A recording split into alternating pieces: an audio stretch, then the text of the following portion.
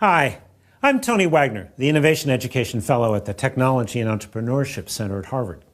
I recently wrote a book called The Global Achievement Gap, which explores the new skills all students will need for careers, college, and citizenship in this global knowledge economy versus what's being taught and tested even in our best schools here in the U.S.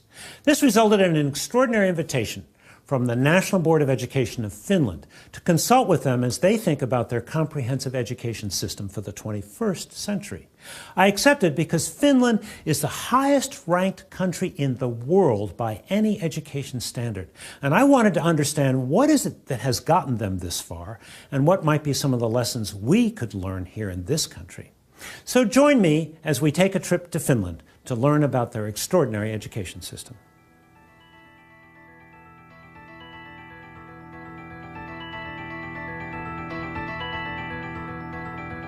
The question that is oftentimes asked when we get visitors from other countries to Finland, why are Finnish students successful?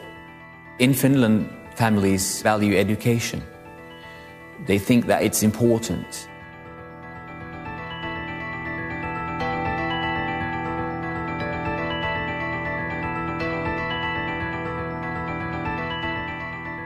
We offer the same system for all the pupils.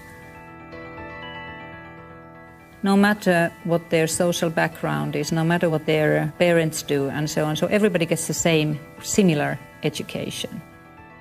We have a consensus about what we want young Finns to be after. We want to provide a broad citizenship for every Finn.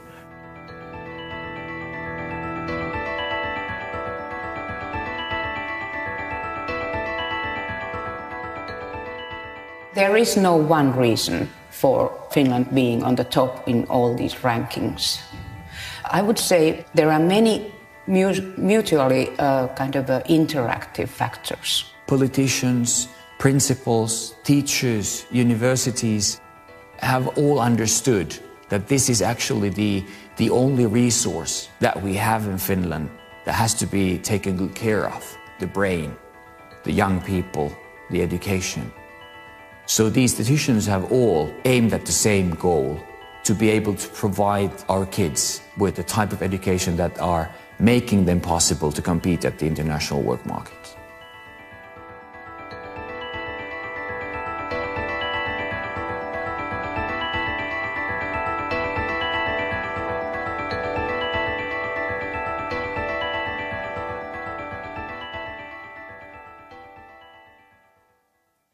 So how do you go about understanding a country's education system? Well, some folks like to start with the rules, the policies, the curriculum. My preference is to start with the students and understand their perspectives, and then go into classrooms.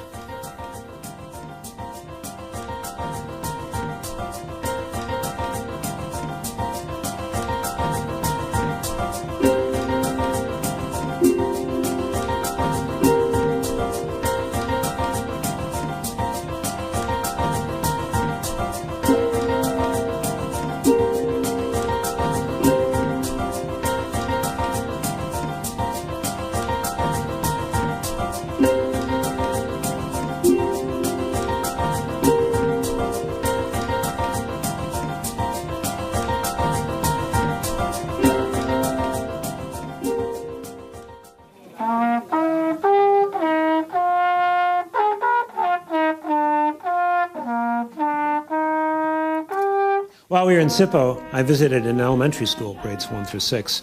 A couple things stood out for me. First of all, the size of the school, small.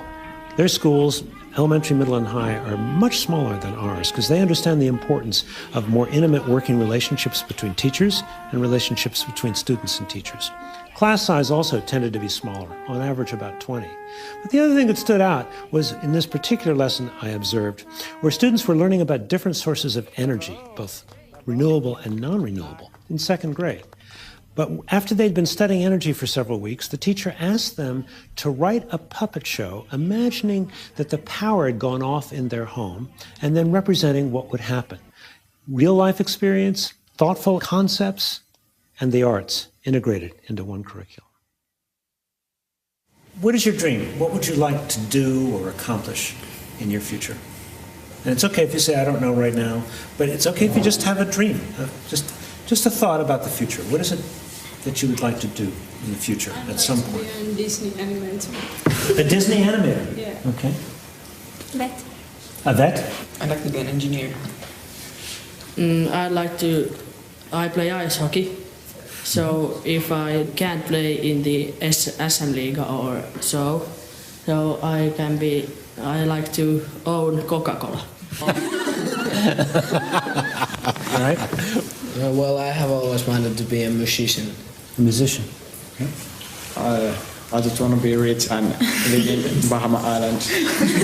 So, I don't really know, but maybe a teacher. It would be cool to act or do some other things with movies and so on. Or to be, tietääkö joku mikä on nuoriso- ja vapaa-ajan ohjaaja? A youth leader. a youth leader. Okay.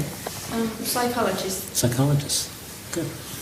As you imagine your future as an adult and growing up, do you believe you want to have more than what you've got now? The same? Less? Your thoughts? I think the same would be because we're living in a quite good standard, my family, and I think it's more important that I like my job and what I do than how much I earn money. I agree. It doesn't matter that much how much money you have. It's like not that big deal. But as much as you need money.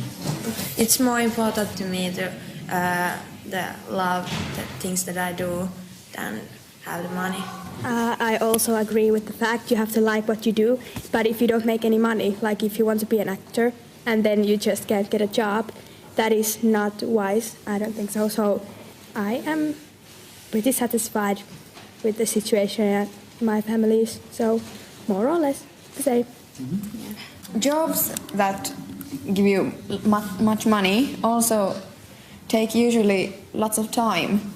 So if you hate what you do but get millions of euros, it's not worth it. So less is sometimes more. I agree too, but I'd like to be a millionaire too. But we used to have 45 minutes, and then we used to have also these like double lessons, so we had like 90 minutes lessons. And they changed it because, you know, when a class starts, the first 5 minutes go to everybody sits in place and is everybody now here, and then the last 5 minutes usually go that everybody is putting away their stuff. So now they thought, okay, now we save time, we just take a bit longer lessons. So we arrive at school maybe something like 8 o'clock, but if you're lucky you can come to school later. Like 10 10 11 or last year I had or we both had actually like almost every day from 8 till 4. But when we're now seniors, so life is much easier now. So in the next period, when we have only like 4 courses or 3, so we have maybe some days we have only 2 lessons. We come to school at 12 and leave at 4, or come to maybe 11 and leave at 2. So it really depends how you do your course, how you choose them. Most people do this upper secondary in 3 years, but it's also possible to do this in 2 or 4 years. So of course if you do in 4 years, that means you have you don't have that many lessons every day. In my free time I see my friends and I fence, sword fighting, and then I play with my computer and I don't usually see my friends until the weekend because then you have more time. But I do sports, I do boxing or go to gym, or I spend a lot of time in front of the computer too. Facebook it's very easy to get addicted to.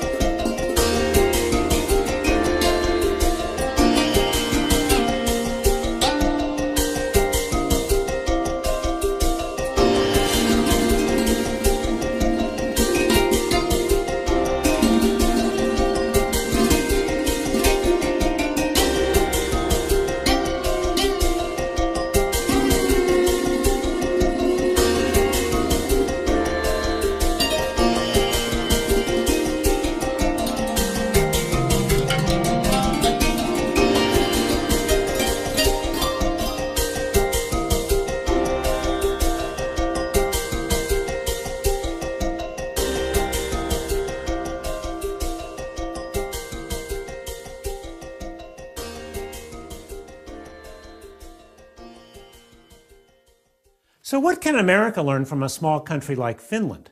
Well, the better comparison is actually with our states, which have substantial autonomy for their education systems. So we think it's actually interesting to compare the results from Finland with a state that has similar demographics, size, and population, and in fact was settled by Scandinavians, Minnesota.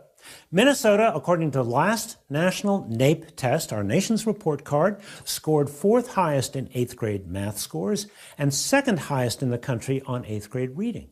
But what most Americans don't understand is that our best is simply not good enough by international education comparisons.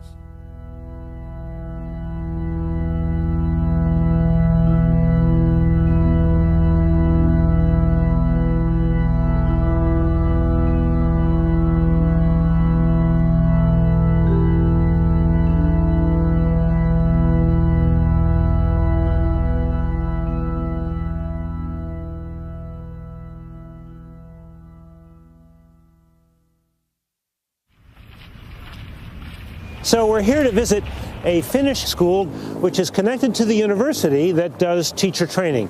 So what we expect to see are regular academic classes being taught by teachers who are also training student teachers. Here what we have is the lesson plan for the math class we're about to go visit with Johannes. And he outlines for us what was done in the previous lesson, which was the discovery of the Pythagorean theorem, which he just described to us. Now what we're going to apparently see is some oral calculation, proof of theorem, checking homework, how to calculate legs, that'll be interesting, written examples, individual practice, a short test of taught matter, and finally homework and self-evaluation. And it's a 75-minute class, so we're off to learn some math this morning. Mikä luku sopii x:n paikalle? X-potenssiin 2 on 64. This is a normal 8th grade math class, not tracked, not advanced. And yesterday this 8th grade class was discovering the Pythagorean theorem. So in some respects this is a fairly traditional class, teacher at the front of the room, kids facing the board. But one thing that's quite different is the fact that it's the kids doing the problems at the board, not the teacher. So that's the teacher's way of really trying to understand what these kids know and what they don't know. It's a dramatically better way of testing their thinking than just sort of collecting homework and grading it. Behind us, there are 7 student teachers who are observing this lesson as a part of their basic training. They are required to observe a large number of lessons, and not only just observe them, but then go back and in small groups critique and discuss those lessons. Oikeastaan we have very little testing, perhaps, you know. Yes. We don't have practically any testing until the end of the high school. Yeah, the matriculation exam. Yes. The more relaxed atmosphere that characterizes classrooms now seems to facilitate and improve learning and student motivation. We try to all the time say that it's up to you that you learn. Yes. And this is good for your future and it's fun to learn. So what did students have to do? You wanted them to understand this theorem. You I just wanted them to explained it. discover the theorem. To discover it. Discover the theorem. Well, that's a really important distinction, isn't it? Yes. The emphasis is not so much on mechanical performance, but on using math in concrete situations and sort of understanding the math. Mm-hmm. Our school system is very much oriented toward this kind of understanding and reading and also some problem solving and this kind of things. Mm-hmm. Teachers have always been revered in Finland. In the villages, they were the wise elders that people went to for advice and so on.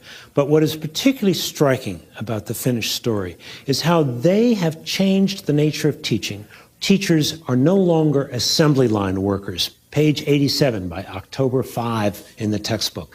They have become knowledge workers working collaboratively, thinking of their classroom as their laboratory for continuous innovation, trying to understand how to ensure that all students achieve at very, very high levels. Teachers are the ones who facilitate students to create, to do knowledge work together. And this kind of a knowledge co-creation happens in these learning environments.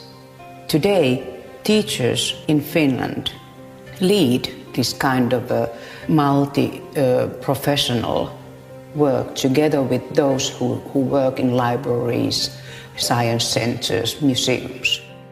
If you want to become a teacher, you have to do pretty well, and also you have to have pretty high marks, high grades to be able to enter the university. And if you do well, then you might be accepted. Not everybody who succeeds really well and has good grades, they are not automatically accepted. In a lot of countries, teaching is something that those people who can't get other jobs do. But in Finland, it's a job where people apply to the teacher education and to be teachers. So it's an esteemed profession. Young people in Finland, they want to be teachers. And we get very competent teacher students. We have 5-year study programs for all teachers, both class teachers and subject teachers. Subject teachers, they major in their subject, and class teachers, they major in educational studies. So it's 3 years of bachelor's and 2 years of master's.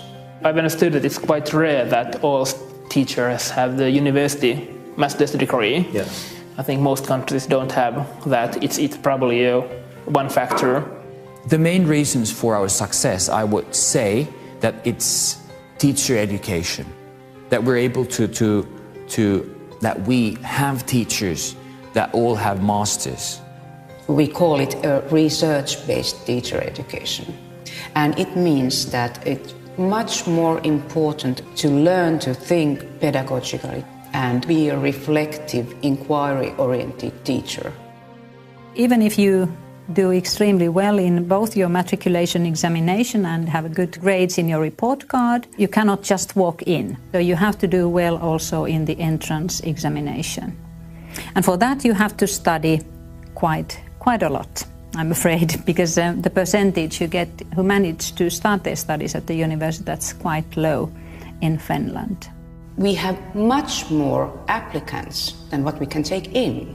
So teachers' profession is very, very highly appreciated here in Finland. This year there were 1,600 applicants, and we could take in only 10% of those people. But if you manage to get into the university, so you start your subject studies, they have to have a degree in these subjects that they teach. They have lessons, they have tutorials, they have small group discussions at the university. Then they sit down with the supervising teacher, and then we actually start planning the lesson or lessons. They write a lesson plan, usually they plan their own teaching. We discuss it, and then they make the changes, they send it back to me again, and then they give their lesson. After that we have a quick feedback session with the students who have also been observing the class. These feedback sessions, they are very, very important.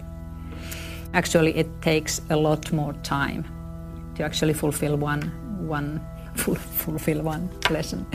So it means that the students we get in, they are very motivated and they are very, very well educated when they come in. So they are very high quality students.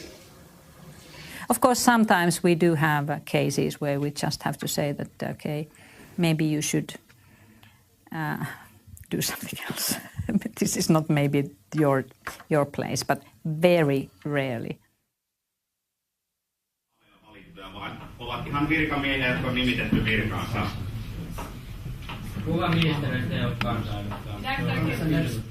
The beginning of the class is used as either warm up or cool down. The teachers talk about it in different ways, but it's a way of relaxing the kids and also engaging them.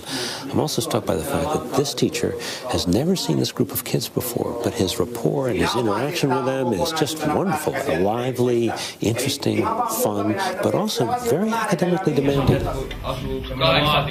8 ihmistä samassa käymässä, ne edes tunne toisiaan. Miksi ne kutsuttiin? Solukäyppä. He's using very current events to actually teach a fairly basic content at the moment. The 3 questions at the top of each slide is, who is this person, what is the ministry, and what is the political party? Kyllä. Tänään itse asiassa käsitellään juuri tätä aihetta, että millä tavalla se luottamus säilyy niin kansalla kuin eduskunnalla esimerkiksi ministereihin tai kansanedustajiin. Seuraava pari. Valtioneuvoston. Tämä laitetaan vihkoon nyt ylös. Fascinating. A little debate taking place now. The student teacher just put out the frameworks for comprehensive education that was approved by the ministry some years ago. And a student just said, well, do you think the ministry has lived up to the promises they've made about what a good comprehensive education should be? So now they're debating the quality of the education they've received versus what was being promised to them. Whole group asked very tough question. Yes. Maybe, I think. Yes. But fortunately, you have very good knowledge of the subject. Not once you were lost. What do you think about the lesson?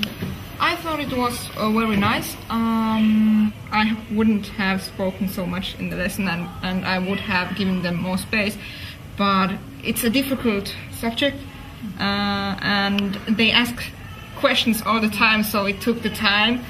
The challenge for any of us as teachers is what Ted Sizer said, which he said, less is more. Yeah. Doing less, going in greater depth. Yeah. Again, maybe too much talk from me, and I like to have a little bit more activity for students. Yes. I understand also your problem that you have had so much to teach that it's very difficult to cut.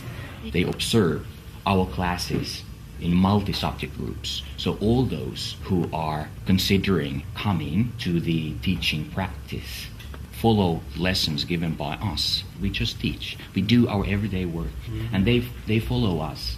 So you're really modeling the behavior, or behavior being of transparency, right? You're having whole groups of kids, future teachers, come in and watch you teach. It's true. And in part, which, as I hear you say this, you're saying that this is the norm. That the norm is we're going to watch each other teach all the time. Is that a fair summary? The stage is open for everybody. You could drop into any classroom here and watch. And it's also encouraged before they start teaching themselves. So we have these observation sessions ongoing all the time. And they're told what to be looking for? The questions that we have designed for that purpose they are quite simple. What did you see? It could be one question. What would you have done differently? What are your thoughts about some points? 3 very simple questions. Because we realized these 3 simple questions might, in a way, lead their concentration to the content.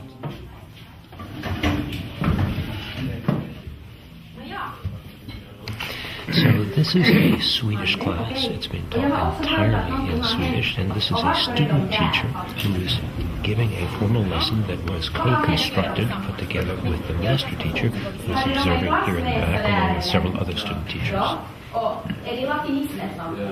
The teacher trainer has sent me the lesson plan by email on Sunday. I have been commenting on her plan and ideas through email correspondence.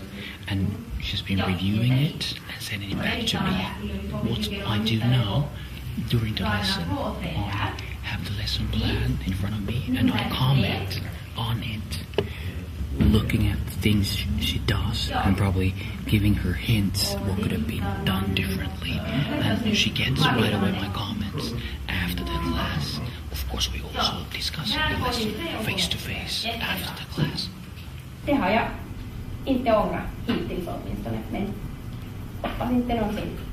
She's quite well using other material, for example, a YouTube video and text from other resources, but going back to the actual resource textbooks after these introductory sections. John Goodlad, in his studies of high schools in the 1980s, discovered that teacher talk time comprised 85% of the lessons in American high schools across all content areas. So what are you seeing here in terms of teacher talk time versus student work time? I would like to see that it would be 60% the student and 40% teacher. And I'm going to give feedback to her that every time she would have had a chance to throw the ball in the classroom, she should have done it. So can you say a little bit about why you chose that video? Why did you show it? The theme of this lesson was the future and what these 15-year-old people are going to do after this class. They're going to high school or whatever. This song was quite good to support the theme, and I've learned that it's good to use just music or some listening comprehension exercises or something like that to cool down the class. And I've experienced that it works. Listening comprehension exercises and music is the best way to calm down a class that is a bit, how do you say it? Well, not that calm. Yeah. So I've just spent the day observing classes, talking to teachers and students, and trying to better understand what is it that actually happens in classrooms that accounts for these extraordinary results. Several things we observed that were in common to all of these classes. These classes really focused on teaching students how to think, giving students a sense of being able to really actively engage in their learning, not penalizing mistakes. Finally, I was struck by the attention to detail in the ways in which these master teachers work with student teachers in their classes. There is a technique, a methodology, if you will, a national curriculum for preparing these teachers so that they get a great deal of classroom experience, they get a great deal of coaching on how to become a better teacher, and there's a clear understanding about what, in fact, is good teaching.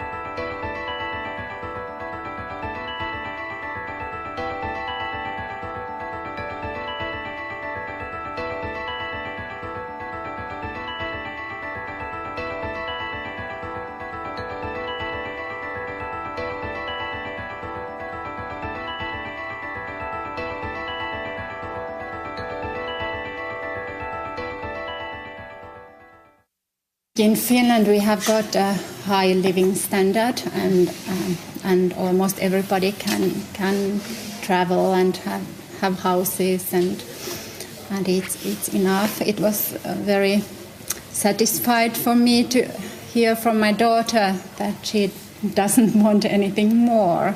So I think it's good to have this and spend time to things that you like to do with people you love. We've had a chance to explore what Finnish students do in the classroom, but what do they do after school? Well, a 9th grade girl and her mother were kind enough to invite me into their homes so that I could better understand how they spend their free time and their parents' perspectives on their children's work. Yeah. So you come home, how much homework do you typically have to do? We don't have that much. You don't have that much homework. Yeah. And you're in 9th grade? Yeah. So do you expect when you go to upper secondary you'll have more homework? Do you hear from students there? I guess. Yeah. How much? So how much do you do now? Do you do some every day or not even every day? No, not even every day. Not even every day. And so how many hours a week would you say? 3 hours a week? 3 or 4 hours a week? Yeah, but Finnish education system way outperforming every other country. How do you understand that as both a teacher and a parent? A big part of it is that we take care of those children that are not doing so well at school. So we have got very qualified special education. Early interventions we hear. Yes, we try to find out what's the problem behind the learning problems, because often it's something that we can avoid by teaching in different way. So here is our class. So we had a thema day in school. What was the theme? We are mafia family. I kind of guessed. Yeah. So also homework. I'm not concerned about that at all. I've always known that they do their homework. I never check if they do You don't have to check. You don't. No. Do you even ask what's your homework, or how much homework do you have this week? No. Sometimes when I try to be a good mom. I had a chance to visit some schools while I was in Finland. The Sippo school was especially interesting. We spent some time in elementary classes, but then we went over to the high school. Now, high school there is grades 10 through 12, and what is particularly interesting about what they call their upper secondary is that students have a choice between a more academic track or a vocational track. About 40%, 45% choose the non-academic technical track, because they know that's going to prepare them for a good job right out of high school. There's a respect and a dignity about all work in Finland. And what matters most is the skillfulness and intelligence you bring to whatever job you may have. A long time ago, I went to the technical university and I studied electrical engineering and electronics. And after that, I have been working at different companies for 30 years. I wanted to decrease the stress level because I was a technical director in a company, and this is how I did it. I started to teach, something I have learned. One big finding was that experts don't know how people learn, because there are many different understandings. So I'm trying to understand how it really happens in practice. So, yeah. What I like in teaching is many things. This is demanding, a lot of challenges. You can see the results. You have long summer vacations. What else you need? In practice, all students here may also select courses from the academic side. It's possible also in the opposite way, even though not many are doing that. Directly after basic education, young Finns go to, about 45% go to vocational education and training. About 50% go to upper secondary general schools. The balance between vocational education and training sector and upper secondary general sector is very good for Finland, and we set a policy target a decade ago for us that we should actually have more balanced situation in Finland. Reasons behind it, there must be actually developments of vocational education and training sector. However, there isn't any dead ends nowadays. We have actually made our education system so flexible that actually you can continue studies after vocational education and training at universities, or you can actually come back to general education if you want to. So it's very open nowadays. In American schools, technology is primarily introduced as an aid for the teacher's presentations, whiteboards, PowerPoints, and so on. But in Finland, the emphasis is much more on the students using the technology for their learning. How long have you been teaching here in the upper secondary? 26 years. Oh, just starting then? Yeah, in that same school. Yes? 26 years. That's yes. a long time. Yeah. So have you seen much difference in the students? Are they different to teach now than when you started? I think students are almost the same, but relationship between students and teachers are better nowadays. In what ways? We are working together more and more. Oh, that's excellent. Yeah. We just had a nice 25-minute lunch in the school cafeteria, but you told me your class started 25 minutes ago. Yeah. You mean you trust them to work on their own? Yeah. I trust them to work alone, and they have, deadlines. Yeah. Then what they have to do, and they have this learning environment, Moodle, and they make maps there. And So tell us about Moodle. Moodle is a learning environment, and you can put all kind of material, and you can discuss, and you can evaluate with Moodle. Learning is something to use cultural tools, all kind of tools. If you have a lot of tools, you can learn even more. And So it's like an online learning environment. It's online learning environment. Where they are sharing projects with one another? Yes. Everything where is shared, yes. Everything is shared. They're working on projects together online. Yeah. You're giving them lectures online that they can access? No, not lectures. But you give them problems or challenges that they have to solve. So tell us a little bit about the class we're just going to go see. It is, I think there are some 20 students. And what are they going to be working on? They are working kind of geography study about African countries. Okay. Hanna, can you tell me what you're working on, please? I'm searching some information about African land Togo, which is this. How much time do you have to work on this project? About 5 weeks. 5 weeks? Just to work on this project? Yes. And you're working alone for 5 weeks? Yeah. Is that hard? Well, I don't think so. It's actually, I kind of enjoy this. Yeah. I think this is quite fun. I have to do something in every category? Yes. Here working on Zimbabwe's nature map, and I have to make one map on paper and one map in internet. Oh, I see. So you're also having to write here some answers that the rest of the class will see that will be shared from the software. And other students will comment on your work? Yes. Yes. Do you find this useful? Would you rather be reading a textbook and taking tests? I think this is quite a good way to learn. Use more of your own creativity, your own thinking, and your own ideas about how to create an effective mind map? Yeah, exactly. Tuohon linkkiin sun pitäisi kopioida se sieltä sivun otsikko vielä. Tää kokonaan? Joo. Eli se, ja sit se laitetaan siihen kopioi liitä. Ja sit OK. Ja nyt kun sä menet sinne Moodleen ja painat tallennan, niin se tulee. We are studying business marketing.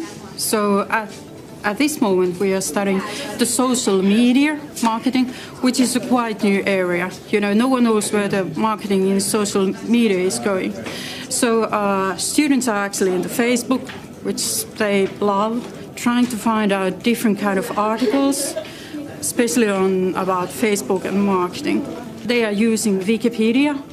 It's quite interesting because when you see something new is growing, so you need to go right to it and to see where it's going to.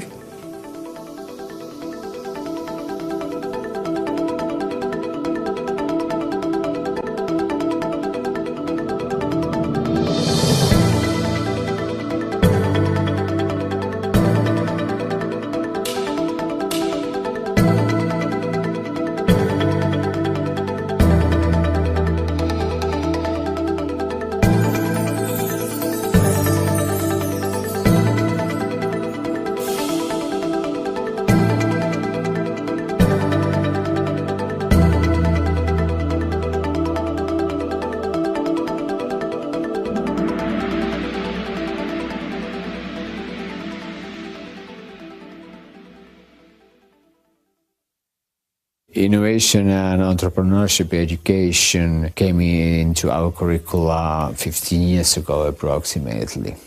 It should be included in every teaching and every subject. What does it mean to educate an entire country to develop the capacities for innovation? Finland is among the top 5 countries in innovation, global competitiveness, and entrepreneurship. But yet this country is now asking what I would say are some of the post-industrial questions.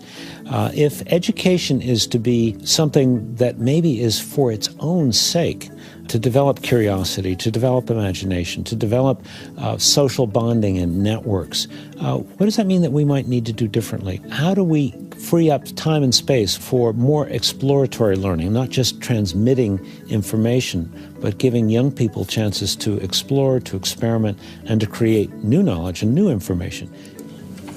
I was 16 when I started my company. We have 3 full-timers, like I am. So we go to school, but when we are out of school, then we do some jobs and marketing and such. It specializes in making home computers and mostly we do gaming computers for kids like us. We know what we want and that's what we do. So this is actually the main site. As you can see, there came my friend and he is eating a motherboard. It's so easy. I can't lose any money, but I can make money if I work hard. Well, if it can provide us when we are graduating and don't get any better jobs, then it's good that we have somewhere to work. You know, by luck, I stumbled on this student project in one of the schools where students were learning about innovation and entrepreneurship by forming teams that had to produce a new product or service overnight. quite literally. They were spending the night in schools with their teams and with adult chaperones, learning the skills of innovation and entrepreneurship. You know, it's a very rare school in our country that teaches anything like that. We have some schools that do an extraordinary job of giving all students a work-based internship. Some schools that enable students to do what we call service learning, community service.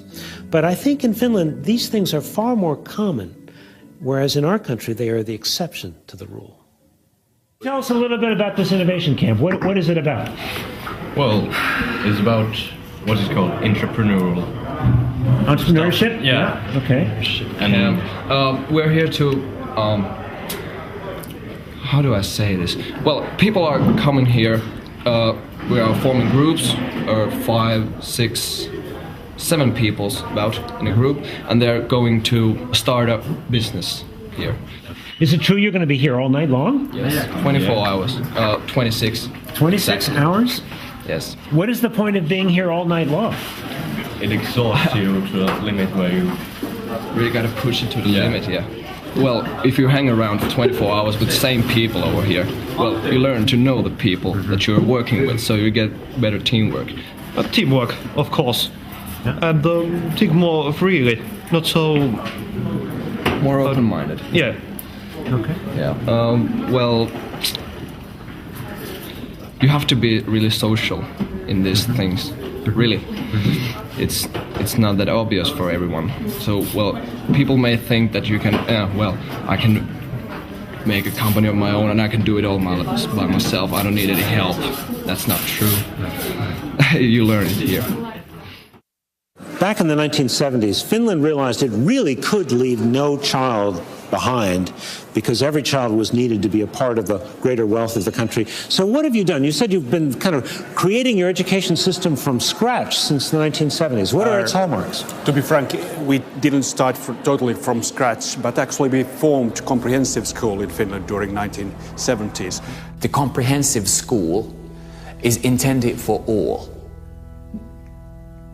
not segregating the age group. The parallel system refers to the system that is still present in Germany, for example, in the 5 first years during your education, at the age of 11, that they tell that you're a poor performing student, you're never going to end up with the academic profession.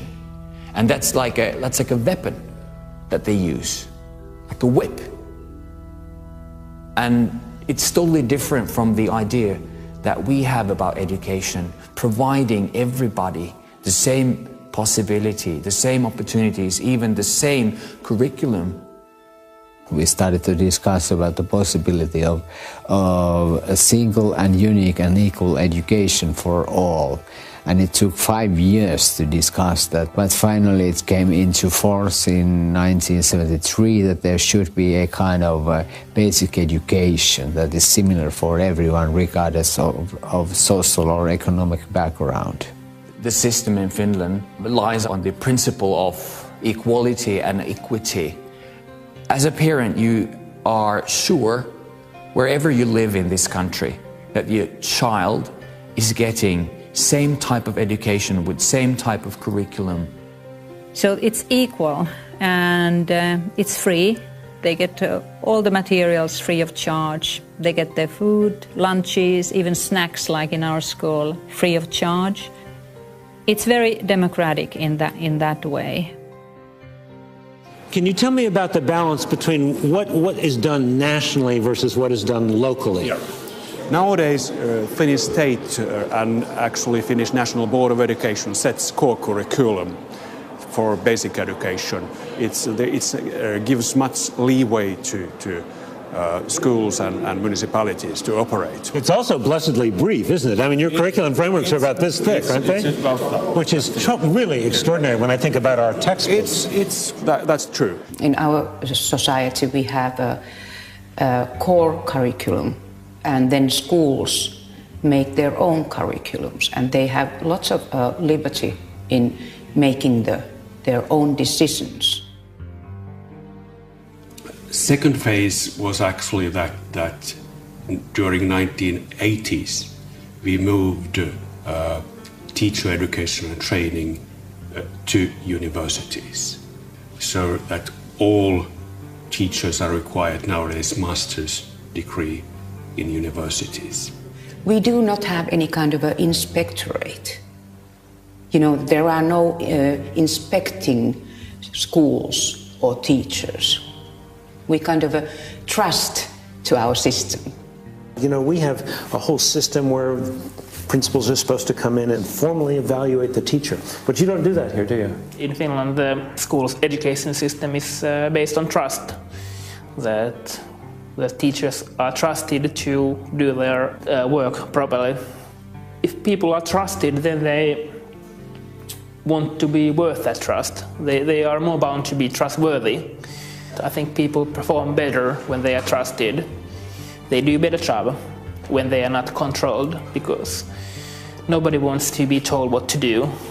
So there is a huge trust to all levels in this educational system we have. Ministry trusts on the schools and this system, and parents trust on our educational system that allows you to act freely, concentrate on your individual way of learning how to learn.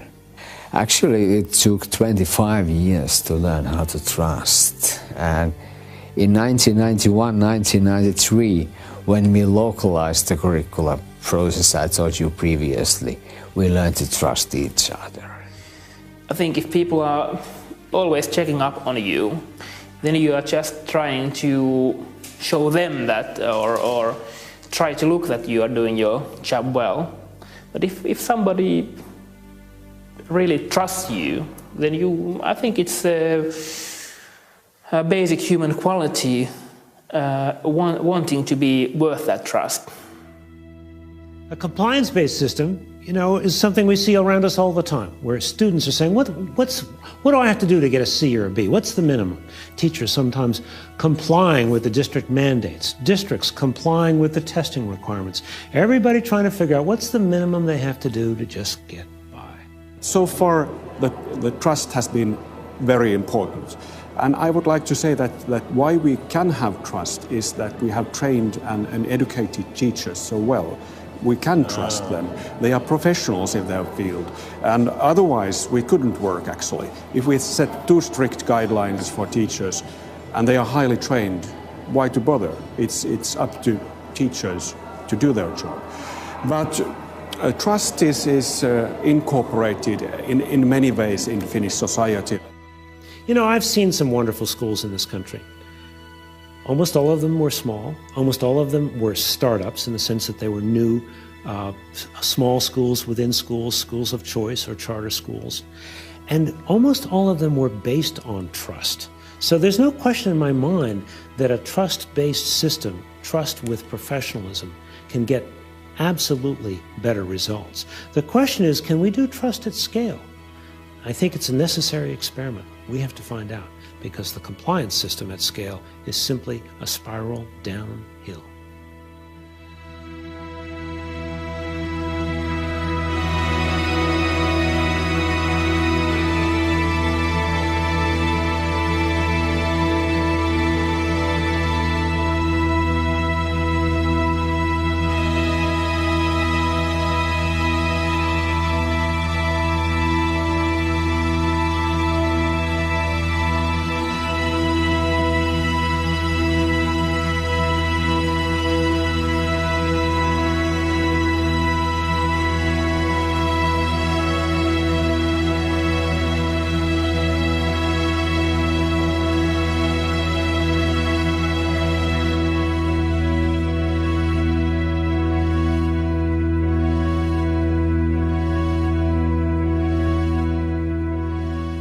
I went to Finland as a guest of the National Board of Education, who was sponsoring, along with the Finnish Ministry of Education, a conference called Education 2020. And they had invited some of the leading policymakers, educators, and so on to come and really talk about how the comprehensive education goals may need to be shifted or changed in the coming years for all students in Finland.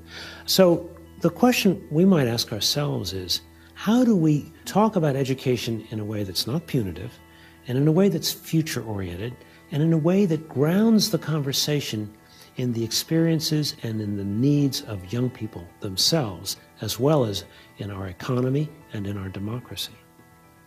So tell me about this 2020 conference. You're here today to talk about education in 2020. You're already the best in the world. What are you worrying about? Why are you thinking about 2020? Although PISA tables say that we are topping many of the PISA studies, our national evaluations show that we have areas where we need to go further. For example, writing skills, communication skills.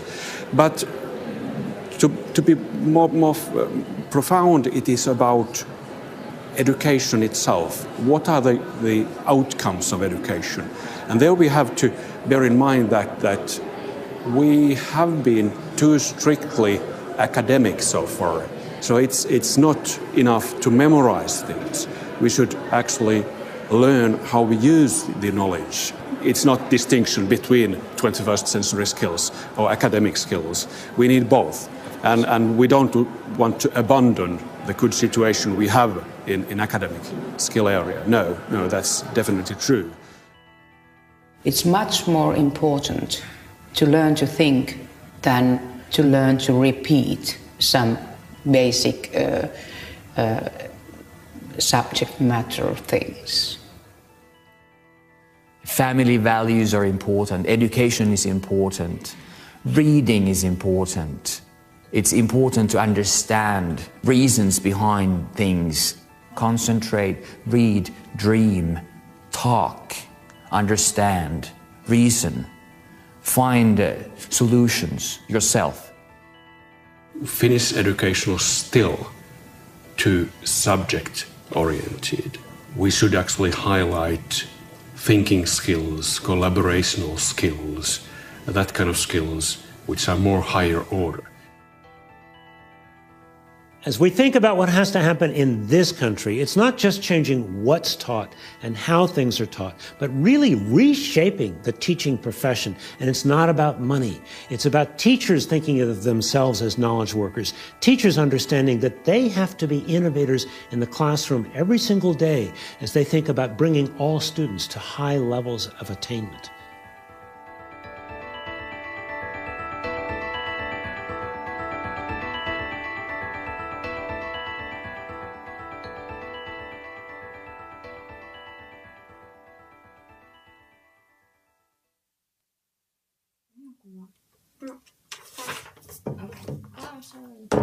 Yeah, I don't know her play this like good, but yeah, she's good. No.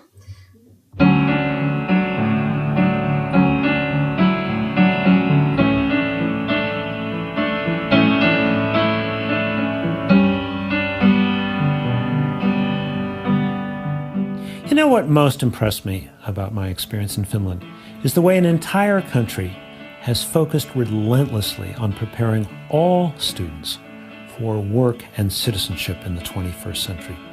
But the real question is, what can we here in America learn from their experience? Clearly, they're a very different country, different culture. Our country is far more heterogeneous and larger. And obviously, what works in one country may or may not work in another. Nevertheless, I think it would be a serious mistake to just dismiss Finland. In fact, I believe we need to see Finland as a laboratory for 21st century educational innovation, a place that has done sustained research and development to create a truly world-class education system for a new century. Oh, well done! Good job!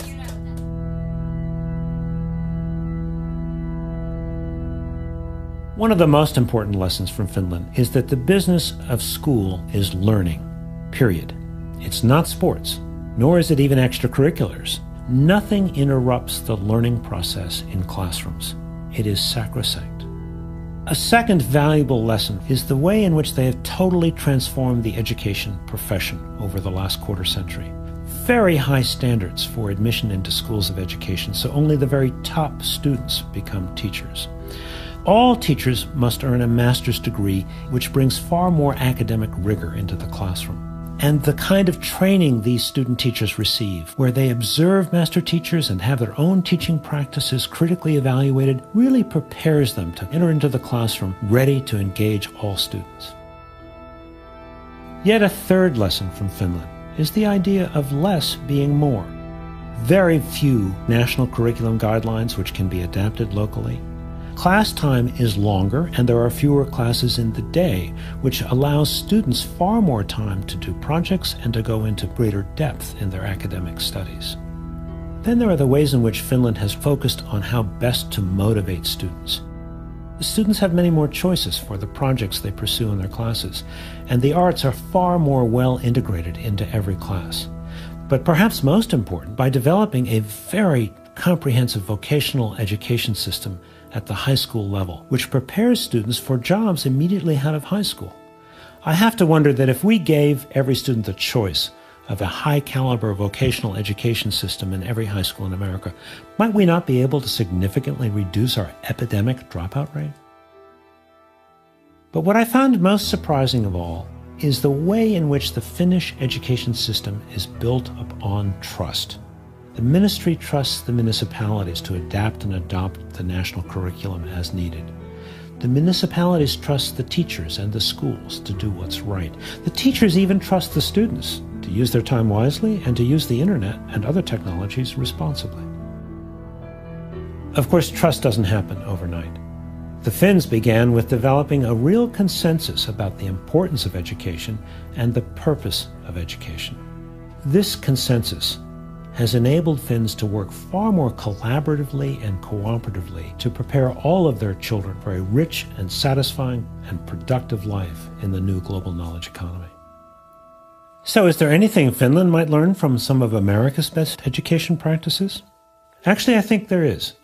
In the best schools that I've seen in this country, students have digital portfolios and publish their work. Teachers videotape their own and one another's lessons, leading to a kind of transparency for all students and teachers in learning and teaching. So, of course, we have some wonderful teachers and extraordinary schools here in America. But what was so inspiring about Finland is the way in which they are doing this kind of high level of education for every single student in the country. For me, this is the Finland phenomenon.